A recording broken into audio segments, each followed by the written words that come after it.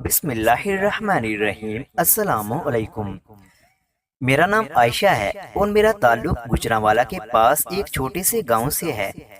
اب میں 20 سال کی ہو چکی ہوں اور دیکھنے میں اتنی خوبصورت اور جوان ہوں کہ ہر کوئی مجھ پر عاشق ہو جاتا ہے۔ لیکن یہ عاشقی تو مجھے اس وقت ہی لے ڈوبی تھی جب میری عمر 15 سال تھی اور میں جوانی کی طرف قدم رکھ رہی تھی۔ میرے عاشق نے میرے ساتھ جو گھٹیا حرکت کی تھی، آج بتاتے ہوئے مجھے بہت شرم آ رہی ہے، لیکن میں نے فیصلہ کر لیا ہے کہ آپ کو یہ سارا واقعہ بتا کر ہی مجھے سکون ملے گا۔ ہمارے گھر میں میرے علاوہ میری 2 بہنیں تھیں جو مجھ سے چھوٹی تھیں۔ ہم تینوں ہی تعلیم حاصل کر رہی تھیں اور ہمارے ماں باپ کی کوشش تھی کہ وہ ہمیں جتنا ہو سکتا ہے اچھا پڑھائے لکھائیں۔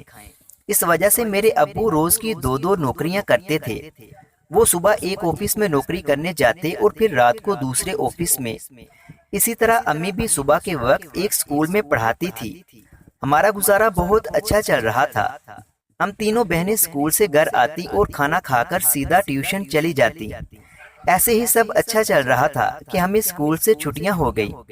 میں جو پہلے سکول اور پھر ٹیوشن جاتی تھی، سب کچھ بند ہو گیا اور اب ہم سب بہنیں گھر پر ہی رہتی تھیں۔ ابا صبح دفتر چلے جاتے اور اماں جو پہلے سکول جاتی تھی اب گھر پر ہی سلائی سینٹر شروع کر چکی تھی۔ ہم سب بہنیں سارا دن آپس میں کھیلتی تھیں، لیکن اب بور ہونے لگیں تو ابا نے ہمیں گھر میں انٹرنیٹ لگوا دیا اور موبائل اور کمپیوٹر لا دیا تاکہ ہم لوگ اس سے اپنا ٹائم پاس کر سکیں۔ سب لوگوں نے ابا کو بہت باتیں سنائی کہ دیکھو بچیوں کو یہ سب کیا لا کر دے رہا ہے۔ دونوں میاں بیوی سارا دن محنت کر کے کماتے ہیں اور یہ اڑاتے جا رہے ہیں۔ دادی اکثر ابا سے کہا کرتی تھی کہ تمہاری ایک نہیں 3 بیٹیاں ہیں، ابھی سے ان کے لیے پیسے جوڑنا شروع کر دو تو جہیز بنے گا۔ لیکن ابا نے کسی کی بھی بات نہیں مانی اور ہماری خوشیاں پوری کرتے رہے، اور سب کے اتنا کہنے کے باوجود کہ بچیوں پر سختی کرو ورنہ یہ بگڑ جائیں گی، ابا نے ایسا کچھ نہیں کیا تھا۔ باقی بہنیں چھوٹی تھیں، وہ سارا دن ٹی وی پر کارٹونز اور فلمیں دیکھتی رہتی اور میں موبائل کی طرف لگ گئی۔ اماں سلائی سینٹر میں ہوتی تھی اور بس ہمیں کھانا وغیرہ دینے آتی تھی۔ اس طرح ابا بھی آفس میں مصروف ہوتے تھے اور میں نے اپنے ٹائم پاس کے لیے سوشل میڈیا پر ایپس ڈاؤن لوڈ کر لی۔ اب میں ہر وقت فیس بک اور انسٹاگرام چلاتی تھی۔ میں بہت سارے گروپس کی ایکٹیو ممبر بن چکی تھی اور بہت سے لوگ مجھے پسند کرتے تھے۔ ایسا ہی سب اچھا چل رہا تھا کہ مجھے ایک عدیل نام کے لڑکے کی فرینڈ ریکویسٹ آئی، جو میں نے دل کی مان کر قبول کر لی۔ اس سے میری تھوڑی بہت بات ہوئی اور پھر یہ سلسلہ لمبا چلتا گیا۔ اب ہم دونوں سارا دن اور ساری رات باتیں کرتے تھے۔ گھر پر کوئی ہوتا تو تھا نہیں جو مجھے منع کرتا، اس لیے میں سارا دن فون پر لگی رہتی۔ بس جب ابا آتے اور رات کو سب ساتھ بیٹھتے، صرف اس وقت ہماری بات کچھ دیر کے لیے رکتی تھی، ورنہ یہ سلسلہ مسلسل چلتا رہتا۔ عدیل بھی ہر وقت مجھ سے باتیں کرتا رہتا، یہاں تک کہ وہ باہر جاتے ہوئے موٹر سائیکل پر یا کسی بھی دکان پر کھڑے ہو کر مجھ سے باتیں کرنے سے باز نہیں آتا تھا۔ بس اس کی یہی بات مجھے پسند تھی کہ وہ مجھ سے ایک لمحہ بھی دور نہیں رہ سکتا، اور اب تو ہم دونوں میں تصاویر کا تبادلہ بھی ہونے لگا تھا۔ میں خوش تھی کیونکہ وہ ہر وقت میری تعریفیں کرتا تھا اور دن میں کم از کم 20 دفعہ مجھے تصویریں بھیجنے کا کہتا۔ میں بڑی حیران تھی، لیکن وہ کہتا کہ مجھے دیکھے بنا اس کا گزارا نہیں ہوتا۔ مجھے بھی عدیل بہت پیارا لگتا تھا، وہ بھی میری طرح چھوٹا تھا۔ اس کی عمر مجھ سے 4 سال ہی زیادہ تھی، میں 15 سال کی تھی اور وہ 19 سال کا تھا۔ ہم دونوں آپس میں اپنی آنے والی زندگی کے کئی پلان بناتے تھے۔ ایسے ہی دن گزرتے جا رہے تھے کہ عدیل نے کہا کہ اب ہمیں شادی کرنی چاہیے۔ میں نے اسے کہا کہ ابھی ہماری عمر ہی کیا ہے، مجھے کم از کم 18 سال کا ہونا چاہیے اور تمہیں 22 سال کا، لیکن وہ نہیں مان رہا تھا۔ اسے اب میری یاد بہت زیادہ آتی تھی اور میرے بغیر اس کا گزارا بھی ممکن نہیں تھا۔ وہ کہتا تھا کہ تمہارے بنا مجھے اب سانس بھی نہیں آتی۔ اس کی ایسی باتیں سن کر میں بے بس ہو جاتی تھی۔ میں نے باتوں ہی باتوں میں اپنے والدین سے بھی پوچھا تھا کہ اگر میرا کوئی رشتہ آتا ہے تو کیا ہوگا، لیکن اماں نے اسی وقت کہہ دیا کہ تم ابھی بہت چھوٹی ہو، اگر تمہارا کوئی رشتہ آ بھی گیا تو ہم اسے منع کر دیں گے۔ میں سمجھ گئی کہ اگر ابھی عدیل کے گھر سے کوئی رشتے کے لیے آیا تو اسے بھی منع کر دیا جائے گا، کیونکہ سب کو میں چھوٹی لگتی ہوں۔ اس لیے میں نے عدیل کو خود ہی جواب دے دیا کہ وہ میرے گھر رشتہ نہ بھیجے۔ عدیل نے بہت ضد کی، لیکن میں بھی مجبور تھی، کیونکہ اگر وہ ہمارے گھر رشتے کے لیے آتا تو اسے انکار ہی ملتا۔ آج کل مجھے ہر ایک انسان پر شدید غصہ تھا، کیونکہ مجھے ہر انسان اپنا دشمن لگ رہا تھا، خاص طور پر اپنے ہی گھر والے، کیونکہ ان کی وجہ سے ہی عدیل مجھ سے ناراض تھا اور اب مجھ سے دور رہنے لگا تھا۔ میں جانتی تھی کہ وہ مجھ سے پیار کرتا ہے اور میرے پاس آنا چاہتا ہے، اسی وجہ سے وہ ایسا کر رہا ہے۔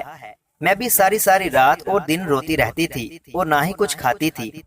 پھر ایک دن عدیل نے مجھ سے کہا کہ ہمیں گھر سے بھاگ جانا چاہیے۔ میں نے اس کی اس بات پر بہت غصہ کیا تو بولا کہ وہ مجھے اس حال میں روتا ہوا نہیں دیکھ سکتا۔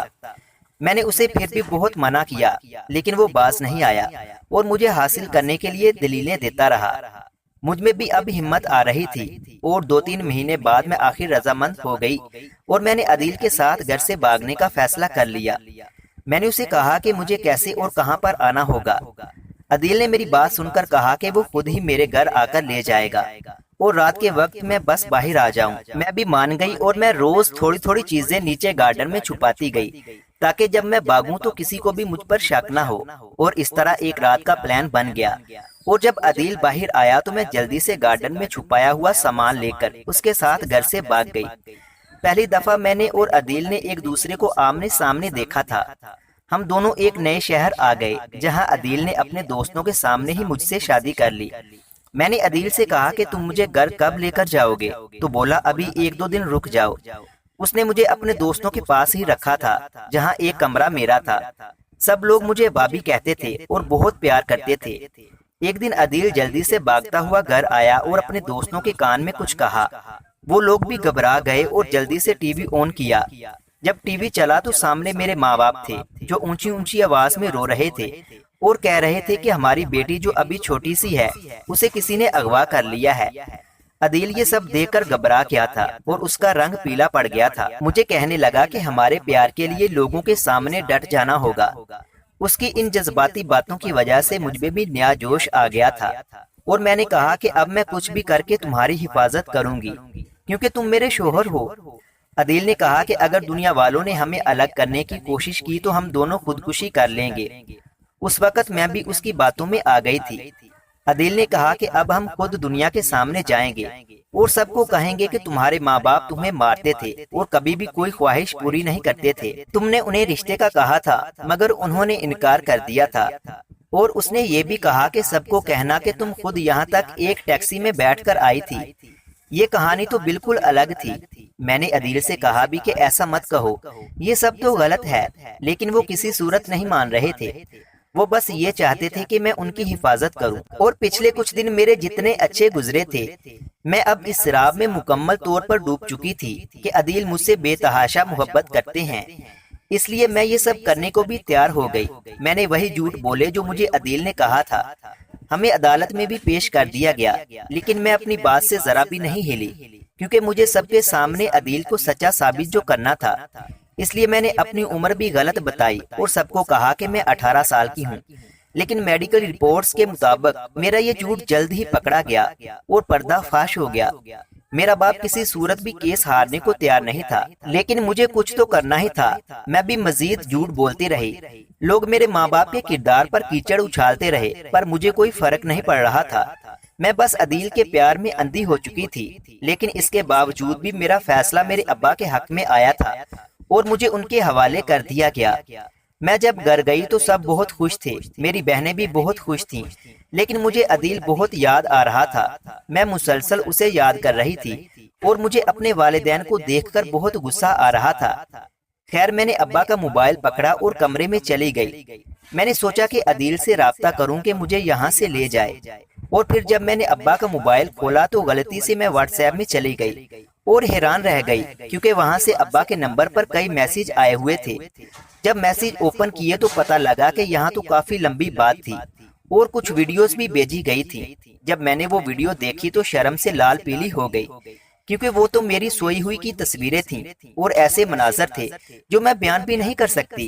اس کے بعد عدیل کے کچھ میسج تھے جو ابا کو کہہ رہا تھا کہ وہ اس کیس کا پیچھا چھوڑ دیں ورنہ میں تمہاری بیٹی کو بدنام کر دوں گا، لیکن میرے بابا اس سے ذرا بھی نہیں ڈرے تھے اور اسے اس کے مقصد میں کامیاب نہیں ہونے دیا۔